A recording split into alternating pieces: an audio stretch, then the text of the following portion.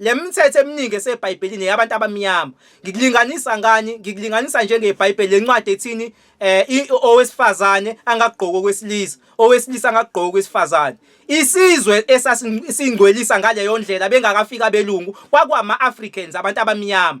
E-Afrika lalingagqoki ibhulukwe, kwaZulu umuntu wesifazane wengaligqoki ibhulukwe kwakuba yichilo. Into yokugqoka amabhulukwe iqhamuke eEurope kubelungu. Zibuzeni umbuzo ukuthi kungani e-Afrika kugcinwe izinto la eBhayibhelini exactly njengoba zinjalo zibe lifestyle, yingoba thina sasinosikompilo. Yonke lento eseBhayibhelini into eyivela igcinwa la eAfrika, akuyona into yabelungu liya, kodwa yathwistwa abelungu bayithatha base beyisa ngakubona. Yiba abaqala lezi zinto lezi eziningi, ugqoka amabhulukwe yini style. Thina sasingebona abantu bestyle, njengoba kade umdali nginifundela incwadi ayeyala khona ethi abantu abangahlobi ngeinwele ezalukiweyo, okufakazi lobo ukuthi kusho ukuthi labantu umdali wayengafuni ukuthi bafake human hair. Kwakuwabantu abamnyama labo, ngoba nginitshelile ngathi umlungu inwele zakhe zinde. So yonke leyo nto uhamba uyilandele eBhayibhelini mase umuntu ojulile, ngoba kufanele sijule manje ubone ukuthi hayi lento yabelungu ayihlangani, kodwa imesha nosikompilo lwethu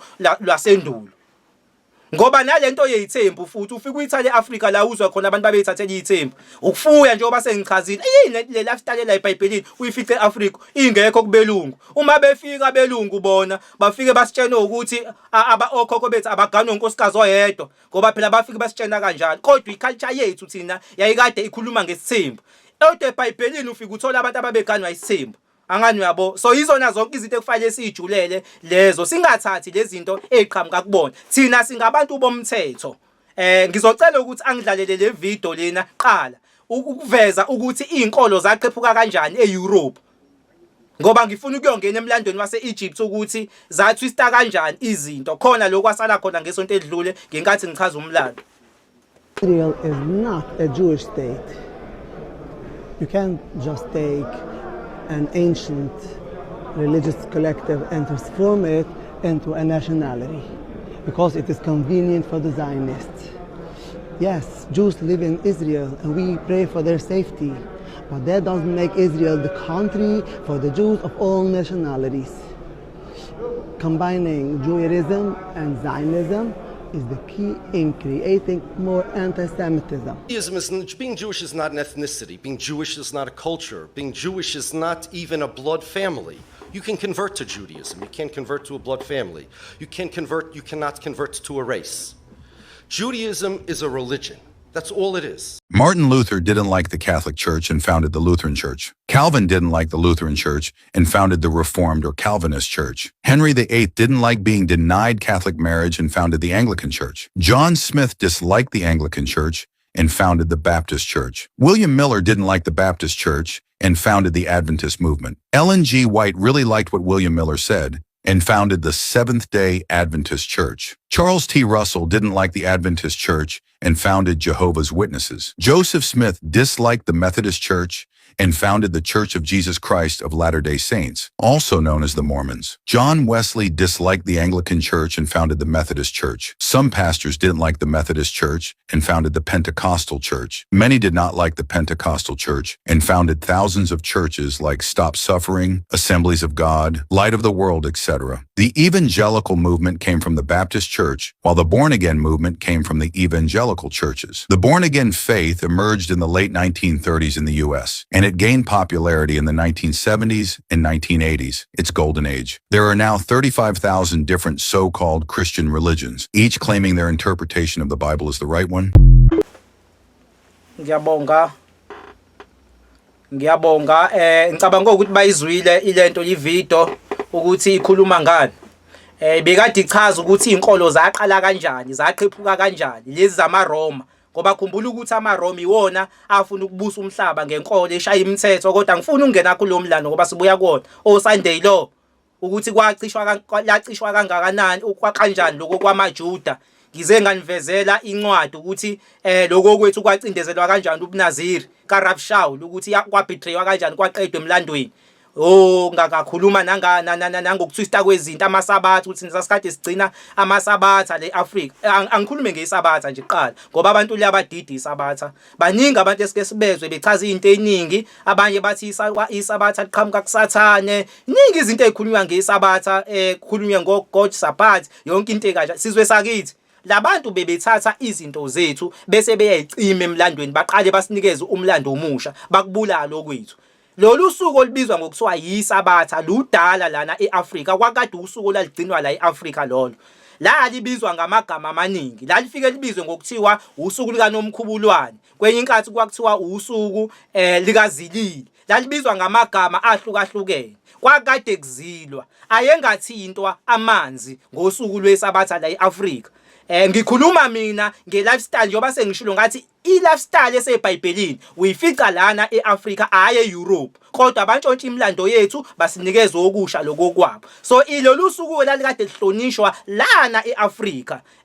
Akwakuze kushaya umthetho amanye amakhosi ukuthi nje avumelekile umuntu ozothinta ilento lena amanzi ngalolu suku lwesabatha. Into endala le Afrika ivele igcino kungakafiki ngisho uNazaretha ngoba abanye bayebethi hayi lafika noShembe isabatha. No, lidala and umlando walo futhi mawusuya back kwakuyiusuku laligcinwa la eAfrika, not abelungu. Ingakho abelungu bathe uma sebebuya bona sebentshontsha into zethu babuya nosuku labo lwesonto, ingoba vele bebesidukisa befuna silahle okwethu besinikeza okwabo. So nalolu suku lwesabatha ke ludala lana eAfrika.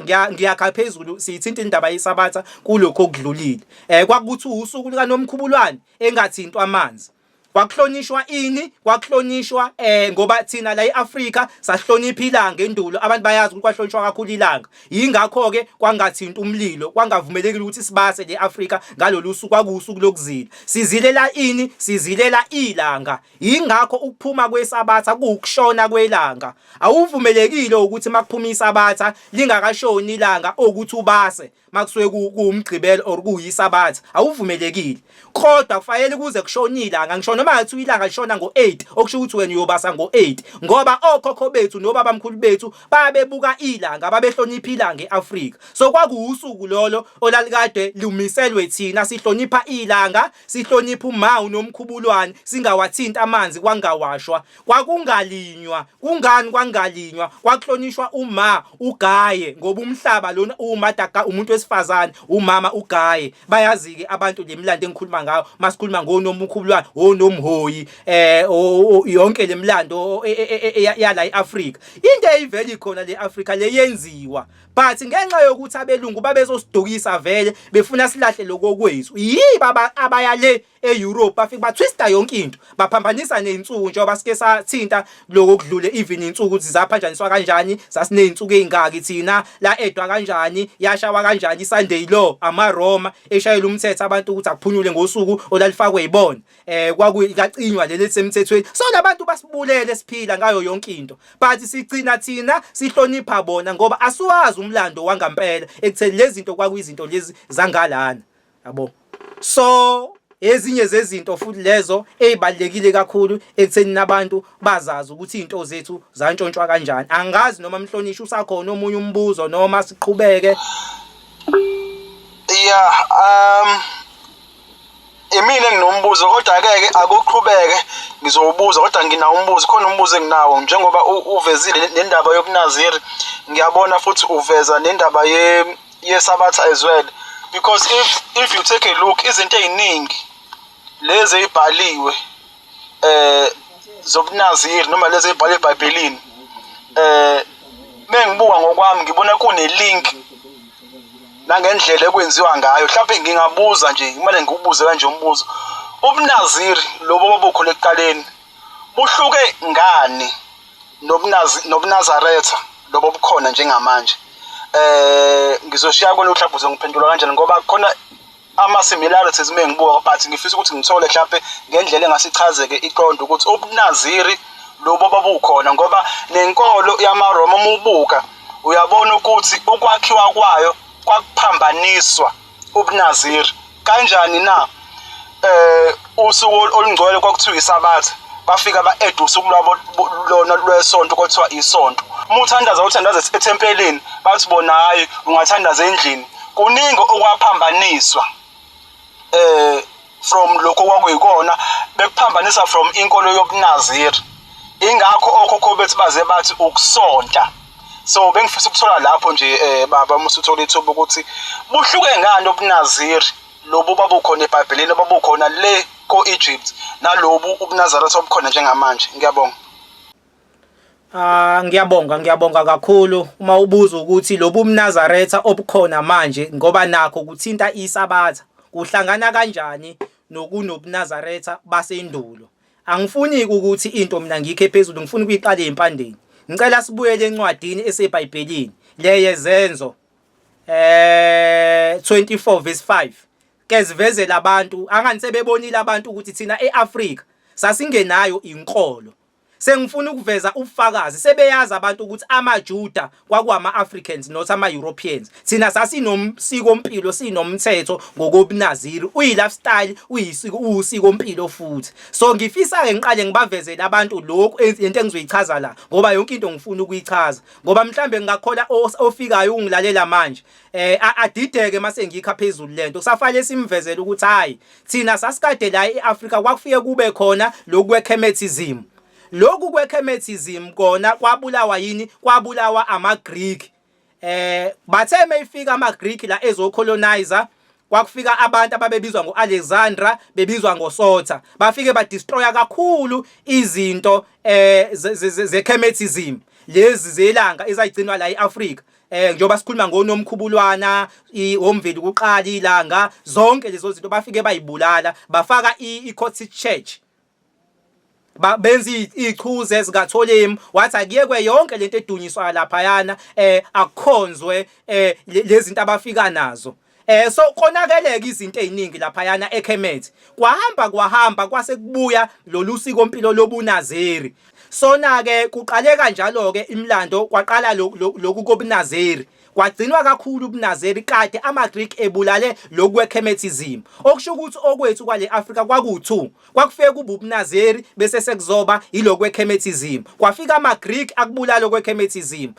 Noma baqhubeka abanye bakwenza namanje basakhona basakwenza. Engeke sibabone bephethe ama-anki yebo kusa right kodwa ziningi izinto ezonakala ngalenkathi colonizer ama-Greek. Yingakho kwaqala ubuNaziri, kwabuya ubuNaziri. Yes, ubuNaziri ke yibo kwafike kwathatha over bona abantu bababuyisela kulo babungcwele lobuyana bukaMdali lokhu kwakuyimithetho esasikade sinikezwa kona okusho ukuthi la eAfrika sifike sibe nekemetism nobuNazaretha bamaJuda egazi hayi la ukwakhiwa. Ngicela ungifundela ke lencwadi sikuveze lokho eBhayibhelini iqala bese ngiyachaza ngokuhlobana between ubuNazaretha basendulo naloku bamanje kodwa kufanele siqale sifunde lencwadi beqale bebona abantu ukuthi hayibo ubuNazaretha budala kakhulu babukhona ngisho even eEgypt.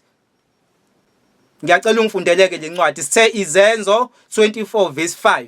Lo ndoda ikhuluma ngendoda eyanqunywa ikhulunywa ngokuthiwa yayumJuda yayuhlelo lohlelo lamaNazaretha ikhulunywe kuze kukhulunywe nangokunqunywa kwayo ingcolisa ithempela.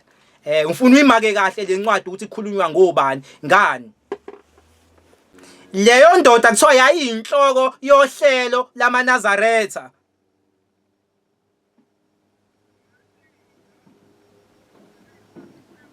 Yalinga lo ndoda ngokungcolisa ithempela okusho ukuthi le ndoda lena yanqunywa. Into engifuna nimake sithe kwakhulunywa ngani ngamaJuda bese kukhulunywa ngobuNazaretha yayinhloko yohlela amaNazaretha kukhulunywa ngethempeli okusho ukuthi ubuNazaretha budala kakhulu njengoba ngawuchaza umlando wabo kulokhiyana ekutheni lobuNazaretha baqedwa kanjani emhlabeni wacinywa kanjani umlando wabo. Ngiqale ngawo ke ngani nkathi ngichaza ngisho ukuthi wona wabulawa amaRoma baqeda nje kwaphela emlandweni ngaze ngafunda incwadi kaRav Shaul okuyena wakhuluma ngako washo ukuthi kwabetray kanjani ubuNazaretha baze baqedwa. Ngenhlanhla ke leyo saba nenhlanhla ngokuthi libuye ngoba kwakufike kwenzeke nje kwakufike kube khona abaprofeti ebuNazaretheni. Khumbula ukuthi umprofeti omunye uyena lo ubizwa ngokuthiwa uMoses uyo waqala ubuNazaretha imithetho la yinikiwe kwaze sekuzoba umsindisi naye futhi omunye umuntu owahamba ngobuNazaretha uJesu. Uma ngithi umsindisi ngikhuluma ngoJesu ongeyena umlungu sizwe sakithi nakhona futhi umlando wakhe kujulile. Abantu abangilandelayo sengikhulume kakhulu ngomlando wakhe wangempela nguchaza ukuthi lo muntu wayenjani, ubani umlando wathi siqa kanjani umlando wakhe. Uyena umsindisi futhi owafola ngaphansi kobuNazaretha. Ngiyacela ukuthi ngikwenze ufakazi balento engishoyo ngoba abantu bazothi ngikhuluma into engekho. Ngicela ufunde futhi incwadi elapha yana ku Mateyu 2 ivesi lika 23 khona imfihlo ezovela la kule ncwadi engicela abantu bayimaki. Sikephi? SisebuNazaretheni basendulo. Senginivezelile umlando weqiniso ekuthenini lamaJuda abulawa kanjani umlando wabo nokuthi kwakade kuwamaNazaretha lawo. Incwadi ishilo nayi ke obunye ubufakazi besibili futhi.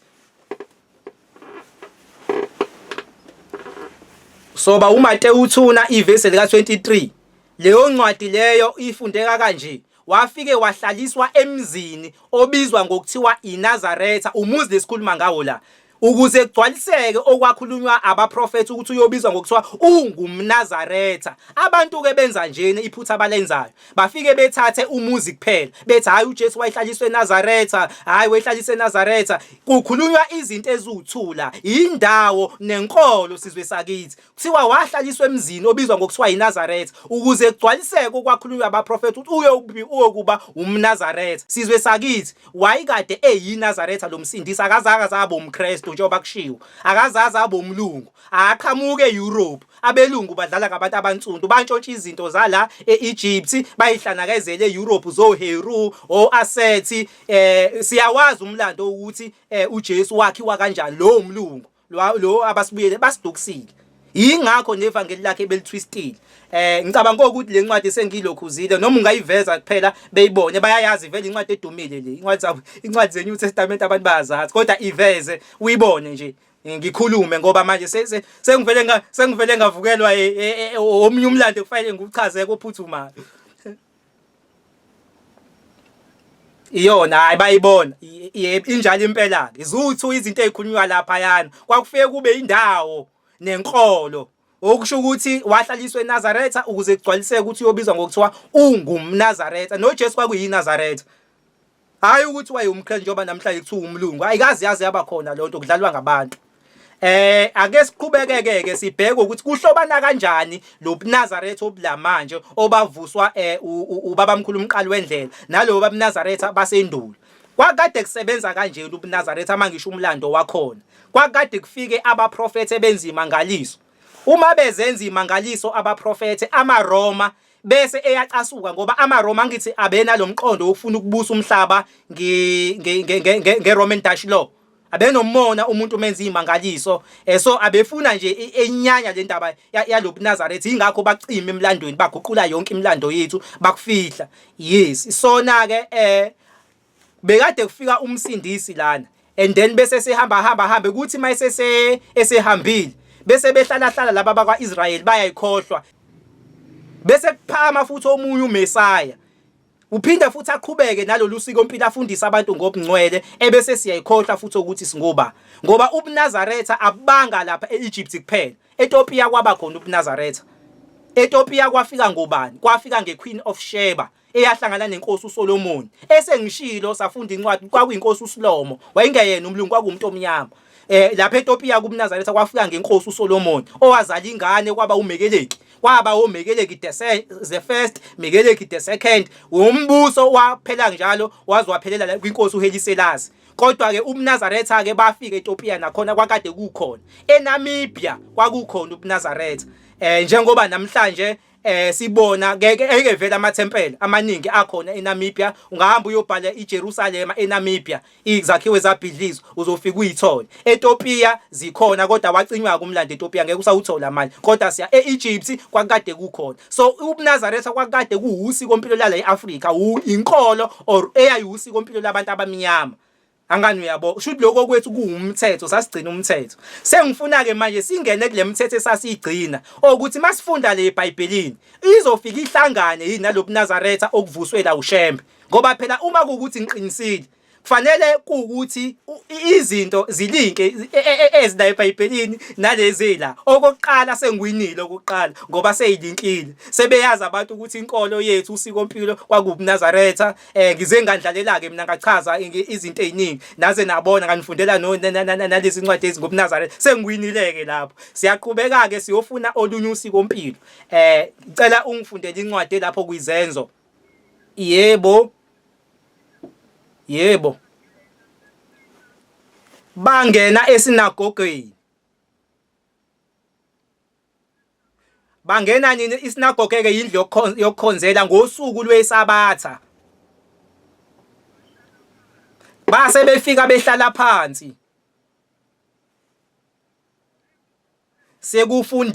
sekufundiwe umthetho nabaprofeti yabona ukuthi labantu kwabantu bomthetho bafike bangena nini bangena esinagogweni endlini yokukhonza ngosuku lweSabatha abahlala phansi bafunda umthetho babefunda ini umthetho sekuthiwa ke manje sekufundiwe umthetho okwenzakalani uma sekuqediwe sekuthiwa abaphathi besinagogo akusukuma amadoda ukuthi uma enezwi abashumayele loyo nto ke sifike siyithole kuleli bandla eNazaretheni manje kwenziwa same thing lento eyayenziwa endulo kulobo eNazaretha abasendulo engikhuluma ngakho kwacindezelwa emlandweni kufike kungenwe phansi bese kufundwa umthetho lo mthetho ubizwa ngokuthiwa umthandazo weSabatha uma uqala kanje mesabeni uJehova zizukulwane nigcine imithetho yakhe anilobela yona ngenceku yakhe uMose ngisho ukuthi lento eyayenzeka lapha yana endulo ukuthi kwakufike kufunda umthetho nala kulobuNazaretha obukhona usuku olulodwa kwenziwa into eyodwa ukufunda umthetho mase kuqediwe bese kudedelwa ithuba lokuthi akushunyayelwe kwakwenziwa lonto namanje kusenziwa yona futhi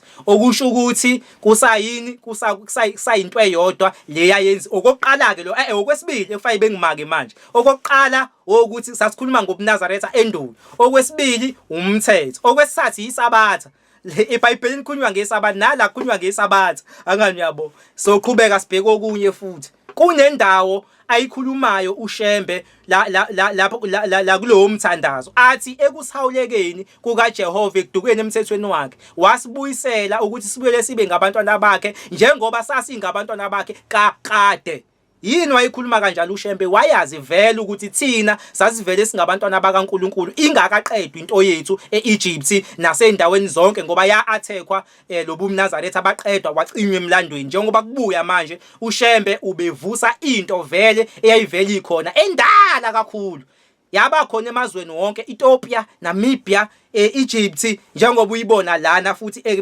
namanje isakhona adluleke siya kwenye incwadi ngoba senza ubufakazi ngithe angifuni ukuthi kube yimina engizotshena abantu ngithi hayi ngiqinisile ngifuna kube uwe ozoyibonela ukuthi hayi ngeke lento iyahlangana asambeni siyofunda ke incwadi yamaHubo 149 kunendawo lapha yana ekhuluma kakhulu ngokuthi uIsrayeli akadumise umdali ngokusina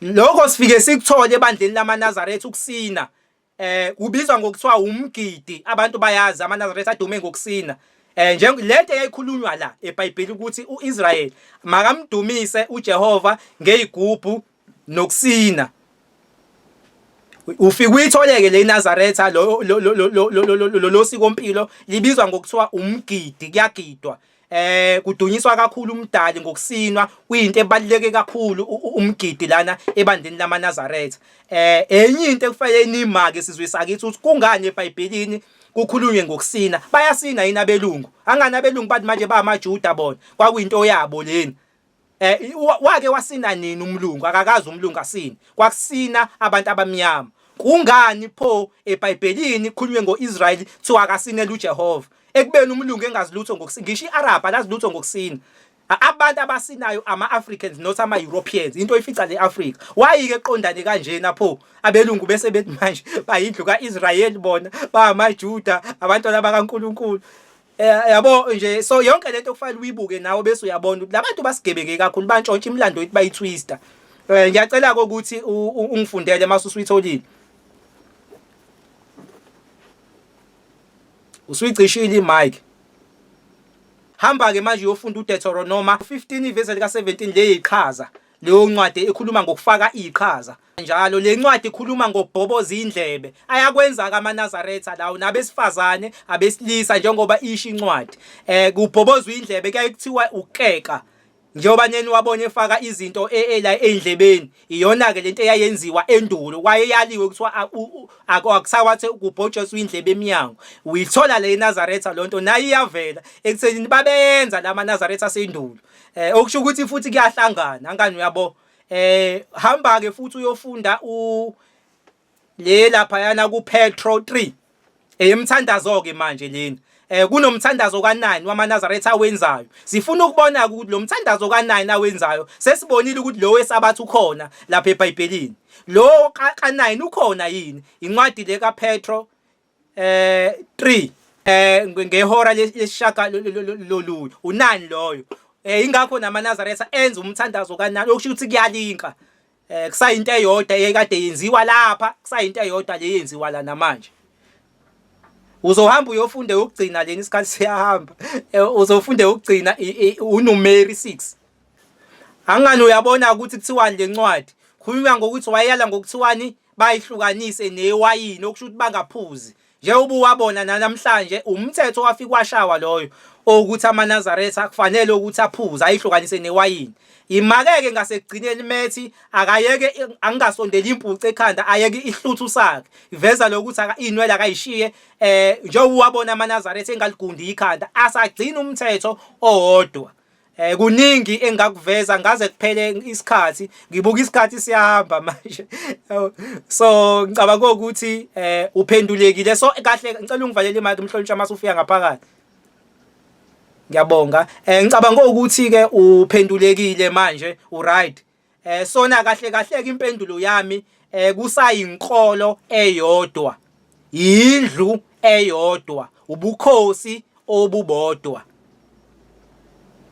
angikuphinde futhi lokho kusayinkolo ewusikompilo olulodwa indlu eyodwa ubukhosi obubodwa isihlalo sobukhosi sise-Afrika saqedwa abelungu badibhiza amathempeli ethu yonke into yethu nemilando yethu bayiqeda kuthe noma sefika uShembe wabuyisa lokho kwethu kwalana eAfrika uma ufika uShembe eqala uNazaretha ubengaqali ibandla ubebuyisa ibandla la kuba khona lidala labakhona isisekelweni somhlaba eEgypt likhona Ethiopia lalikhona eNamibia yayikhona even la eSouthern Africa futhi lalikhona eZimbabwe likhona eMozambique kubukhona lokho bengithi ngicacisa ukuthi uNazaretha ngoba abantu abaningi bayebetshena ukuthi hayi uNazaretha kole yafika noShembe yakwaZulu hayi akulona iqiniso even eMozambique bukhona uNazaretha uyakwazi ufika ukuthola namanje mungasearcha kuGoogle usearche ukuthi Nazareth basiche Mozambique uzofika ukuthola uNazaretha uzofika vele uNazaretha eMozambique bukhona even now bukhona amaNazaretha ucheck futhi naseZimbabwe uzofika wathola khona amaNazaretha yabo so umlando ke eminye ezinye indawo yacinywa umlando kwakuwusikompilo lwethu lolo lacinywa emlandweni njengoba uShembe befika ubebuyisa into yabantu abantsundu vele kwakuvele kuyinto yethu but ngenxa yokuthi ke abelungu umlando bawusontile omningi abantu abaningi abakwazi lokho bayitshena ukuthi inkolo yobuNazaretha iyafika no indala that's why uyakuthola ukuthi kunabanye abantu abathunywayo sohamba uyonginikelela kwaShembe ingoba vele lo buNazaretha obukhona la buyacommunicator nalolu sikompilo likaMdali yes ngoba kwakade kuwusikompilo olufanayo ngoba thina singabantu bakaMdali siyinosikompilo likaMdali thina ingakho uthola ngisho umlando wokhokho bethu bengakholwa bengewona amaNazaretha njengoba sengishilo ukuthi abantu babehlukene igabe eziningi abanye babebambelela isintu abanye baba amaNazaretha eAfrika kusuke eEgypt kuze kufika la sikhona namhlanje kodwa uyakwazi ukubabona ngobuntu okhokho bethu bengewona amakholwa njengoba sengishilo ukuthi kaZulu lalingaqokwa ibhlukwe umuntu wesifazane loyo nto uyithola ke uyithola eBhayibhelini yini ukuthi usikompilo olapha lifike limeshe nathi ukuyiphatha kahle okungcwele okuningi izinto ezithola la eBhayibhelini zifike zilinke kakhulu nezinto ezazenzeka kaZulu ingoba vele thina usikompilo lwethu kwakuwubungoni njengoba sasibizwa ngabangoni siyisizwe sina esingoni sikaMdali yebo kodwa ke kwahamba ke abelungu bahlasela baqeda yonke into bawucisha umlando wethu noma usuvuswa ushembe ngenxa yokuthi abantu abalazi iqiniso bagcina sebedideka ke bayitshena ukuthi hayi ubefika nje inkolo iyayifika kanti no bekubuyiswa vele ubungcwele base-Afrika okuyibona mngcwele obakuvele ubukhona endulo. Bonke laba profethi enifunda kabe eBhayibhelini kwakuwamaNazaretha kodwa umlando ucinyiwe. Bonke labantu abala eBhayibhelini kwakuwabantu abamnyama kodwa kwantshontsha umlando yethu ayiswe eEurope yafike yathwistwa. Amazwe aseBhayibhelini amazwe ala eAfrika ama-tribes isikhathi sesisincane ngelilanga bengizonitshena ama-tribe nginikhele phezulu. So ngicabanga ukuthi kufanele sigoqe ngibuka isikhathi manje sithatha imibuzo ngoba siyahamba isikhathi ngibuka sekunakele kakhulu manje. Ngiyacela ukuthi ngidlulise emhlonisha sike sibheke imibuzo nje ngokusheshsha ngoba manje sengibuka isikhathi ngingazi noma mhlambi iwashi lami wrong. Hayi li right impela sekonakele. Ngiphakamisa nje isandla. Ngifuna ukuyinotha down le yama tribes. Ngiyafisa singene deep kuyona ekutheni siwahlukanise. Ngoba nawo ama tribes lawa kaIsrael ukuthi njengoba kwakuthiwa ayo 12 kwakuhlukana kanjani. Nanokuthi ibisakhona eminye imibuzo bisakhona but ngizocela ukuthi ngidedele indlu kube yona ebuza imibuzo but ngiyasola ukuthi sizoyiqhubeka inkulumo ngoba kuningi okusasele okusamele ukuthi kuvele. Ngicela ukudeda ithuba bakwethu imibuzo noma ama comment noma yini before sivale. Ngicela ukudeda nje inkundla mhlawumbe ukhona nombuzo noma onombono noma ofisa uku-add singajabula ukuthola izwi. Okay, Mr. Malibongwe Dlamini, the floor is yours, baba. Ngiphinde ngibone ithuba ngifuna namhlanje yabonga nje sikwazile ukufunda futhi nale ngxenye le besifundiswa khona ngenkolo ehlukahlukwene. Engingakusho lo ukuthi siyathola vele isikhathi samanje ukuthi umuzwa kule nkolo le yabo eBhayibhelini khona incwadi vele abagcila kuzo ngathini ukuze abagcila kuzo lezi ukuthi zifuna bona nabanye benza lokho ukuze yabo yayinjalo so ngiyabona ukuthi ayila kwabadlala ngathi ngempela nxa ukuthi abanye iloko right for bona nabanye yabo so kwadlala ngathi for yana ngiyabona nesifundo ngisala namhlanje sengijaye khona lo olokuvelayo manje lokwama-tribes. Kodwa nje into esikufundile namhlanje hayi kukhulu kakhulu futhi ngikwazi nokunotha down into engifanele ngiyenze engingajwayele ngiyenze sengibhalela khona ngebhulu engibhala kulona la nginothi sekufunda into engivele ngingayenza ukuthi ngiphinde ngiyikhumbuza futhi ukuthi besifunde ngiyabona nje lesifundo lesi sifunde ini into engifuna ngingenze isikhathi sami ukuthi ngiyenze yabo ngoba ibalulekile ukuthi ngiphinda ngiyikhumbuze ukuthi ngigcina ukubhala kuphela yabo so kufanele nokuthi ngizinike isikhathi ukuthi okay ngiyibuke le nto nale besifuna namhlanje ngiyagcina nje ukubhala kuphela ngifuna ukuthi ngizonika isikhathi sokwenza lokho sezihamba isikhathi la ngiyabonga. Okay, hayi sabonga kakhulu Mr. Dlamini. Mhlambe before sivale ngabe khona mhlambe umunye ofisa ukuphawula noma nombuzo mhlambe athi sibo yes Mr. Mtshali, the floor is yours baba. Sibonga ulwazi ukuthi just namhlanje ukuthi yabona kahle I think nathi nabantu mase sikhuluma iqiniso iy'nkonzo zonke ezikhona asilandeli imibhalo yeBhayibheli. Nakhona imibhalo yeBhayibheli khona esilahlekisa khona. Akona nje ukukhonza ngesonto akukho eBhayibhelini kodwa abantu sikhonza ngesonto. At the same time futhi siyibiza thina sithi ngama-Gentiles kuNkulunkulu.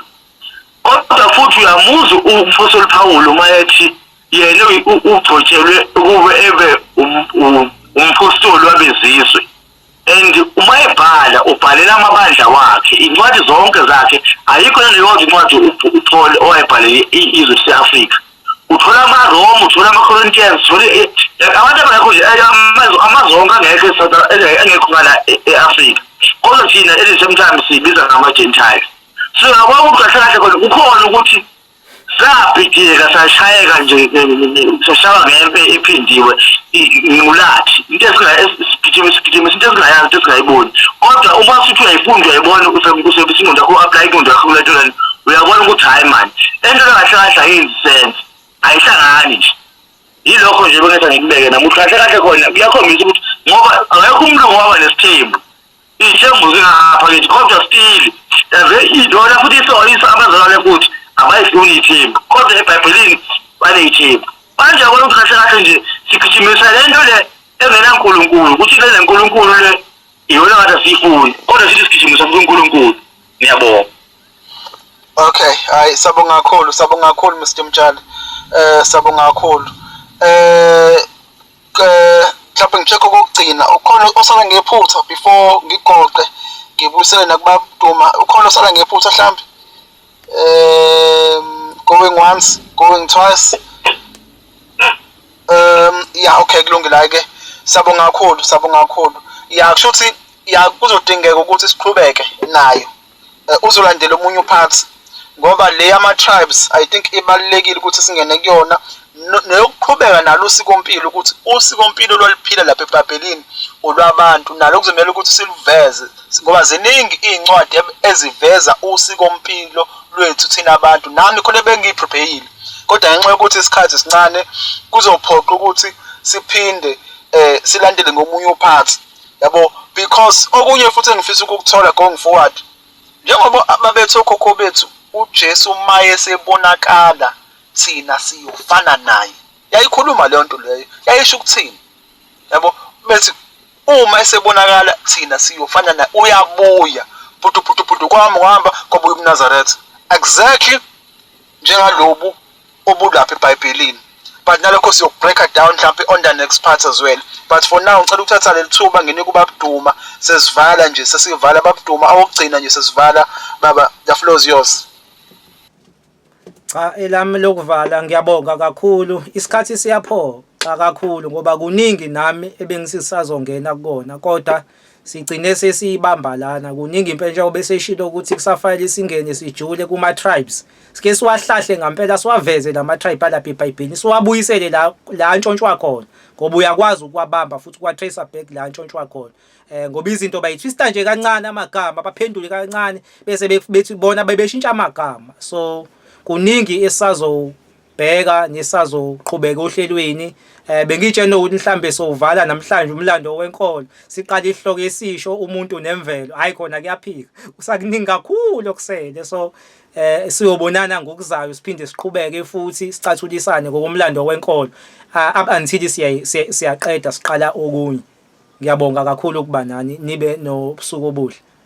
Hayi sabonga kakhulu nathi Babduma ukuthi ube nathi usicobelele ngolwazi olukhulu kangaka.